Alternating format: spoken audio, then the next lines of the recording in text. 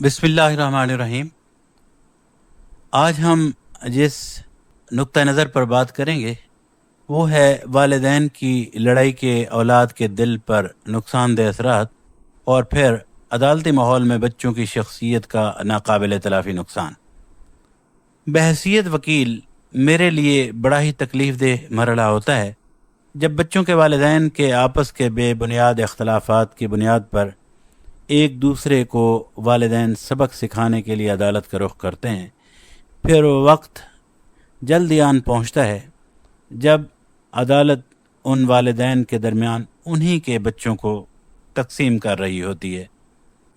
मोहतरम वालिदैन, अल्लाह ताला ने आपको औलाद जैसी अजीम नेमत से नवाजा है और ये वो अमानत है जिसे आपने सिर्फ पालना ही नहीं बल्कि इसको संवारना, निखारना और महफूज भी रखना है, क्योंकि आपकी औलाद आपके लिए सिर्फ दुनिया ही का असासा नहीं बल्कि उखरवी ज़िंदगी के लिए भी निजात का ज़रिया है और दुनिया और आखिरत में भी ये आपकी पहचान है।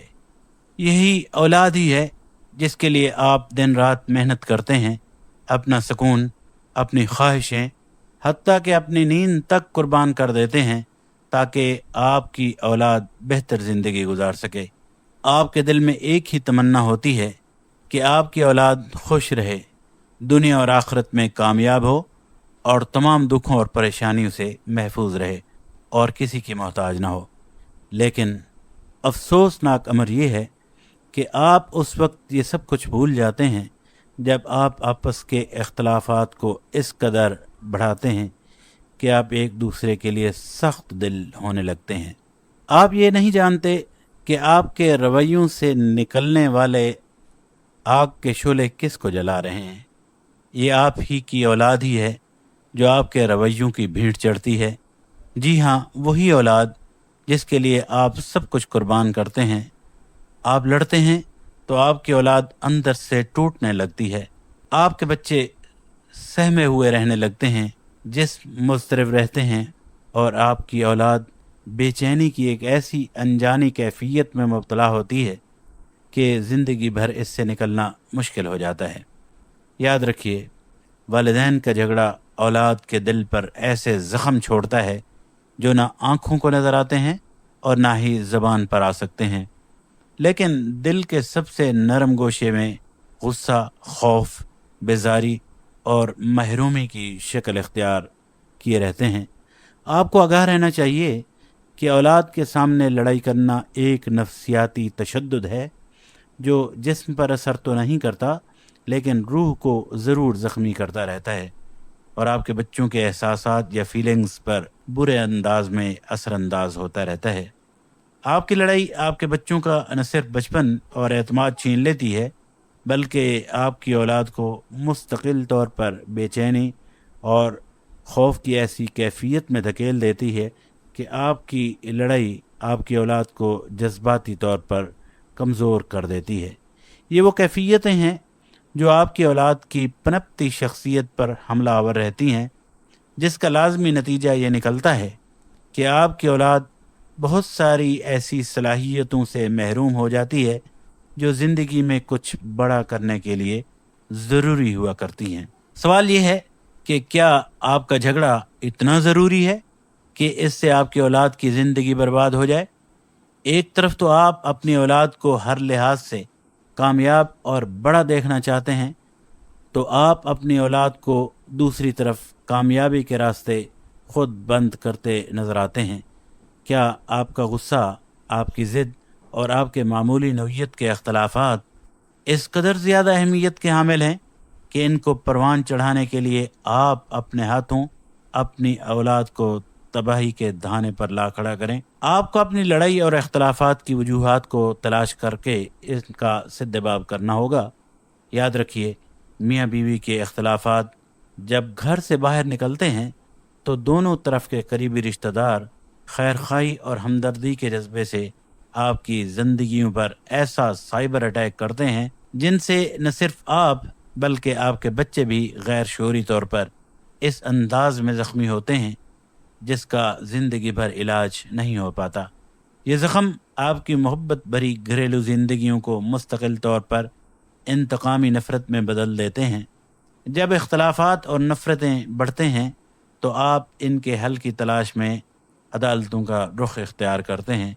फिर वो वक्त भी आपको देखना पड़ता है जब आप ही के बच्चे अदालतों में आपके दरमियान तकसीम किए जा रहे होते हैं। नतीजा ये निकलता है कि वो बच्चे न माँ के होते हैं न बाप के, बल्कि अदालत के रहम करम पर होते हैं। वालिदैन में से किसी को मालूम नहीं होता कि इन्हें अपने बच्चे किस को मिलेंगे, वालिद को या वालदा को, या फिर इन दोनों में बच्चों को तकसीम कर दिया जाएगा। ध्यान रहे, घरेलू ज़िंदगी के हवाले से अदालतें मसाइल का हल नहीं। अदालतें तो सिर्फ आपके उन ज़ख्मों की गिनती करती हैं जो आपने और आपके रिश्तेदारों के मशवरों की वजह से आपने अपनी ज़िंदगी में लगा लिए होते हैं, और इन ज़ख्मों की गिनती में आपके वो बच्चे जिनकी सलाहियतें माँ बाप की आगोश में जवान होती हैं, और इन्हीं सलाहियतों की बुनियाद पर इन बच्चों ने आपकी पहचान बनना होता है। लेकिन ये बच्चे माँ बाप और अदालत के दरमियान एक खेल तमाशा बन जाते हैं।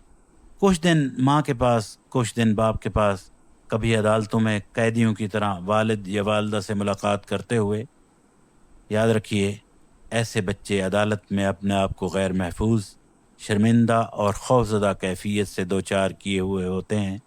बच्चे अदालत में वालिदैन की इल्ज़ाम तराशियाँ सुनकर अपने आप को कसूरवार ठहराने लगते हैं। ये बच्चे स्कूल में, दोस्तों में, महल्लेदार बच्चों के दरमियान शर्मिंदगी और एहसास कमतरी का शिकार रहते नज़र आते हैं। बेबसी, तन्हाई और जहनी दबाव इन बच्चों पर हर वक्त मुसल्लत रहता है। माँ बाप की मौजूदगी में यतीमी की सी कैफियत महसूस करने लगते हैं। ये बच्चे वालिदैन की ऐसी अदालती जंग के दौरान ज़हनी और अखलाकी तौर पर बिखरते नज़र आते हैं कि इनकी मुस्कुराहटें गुम हो जाती हैं। वो बहन भाई जिनका प्यार मोहब्बत आपस की लड़ाई झगड़े और सुलह में परवान चढ़ता है, वो अपनी और वालिदैन की मोहब्बतें भी भूल जाते हैं। ये कितना बड़ा नुकसान है। काश अदालत में आने वाले वालिदैन इसको समझ सकें।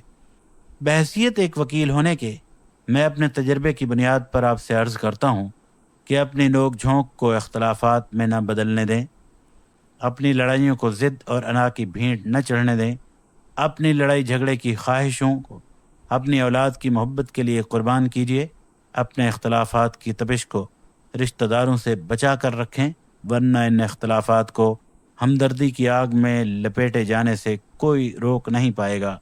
फिर रिश्तेदारों और खैर खाओं की तरफ से हमदर्दी की आग आपका घर बर्बाद और आपके बच्चों का मुस्तकबिल तबाह कर देगी।